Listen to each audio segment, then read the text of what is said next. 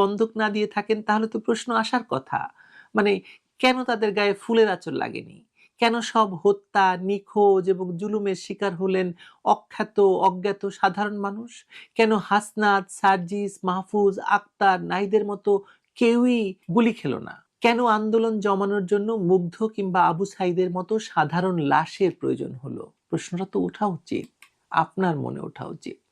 আপনাদের মনে আছে কোত্থেকে এবং কারা এরকম সমন্বিত গুজবগুলো ছড়াচ্ছিলেন? কোন টেলিভিশন, কোন সাংবাদিক, কোন টক শো হোস্ট রাস্তায় নেমে গিয়ে কিংবা কোন বিদেশি সংবাদ সংস্থার বাংলাদেশি প্রধান এক একটি গুজব সেল পরিচালনা করতেন এবং সেখান থেকে এসব গুজব ছড়িয়ে অত্যন্ত সুকৌশলে ছড়িয়ে দিয়েছিলেন? সেগুলো এখন আর নেই কেন? আন্দোলনের পরপরই তারা কোথায় নিশ্চুপ হয়ে গেলেন? অনেক গুজব সামাজিক যোগাযোগ মাধ্যম থেকে উধাও হয়ে গেছে, অনেক ফেসবুক পাতা বন্ধ হয়ে গেছে, রাতারাতি সেসব পাতাগুলোকে বুস্ট আপ করা হয়েছিল। কোথা থেকে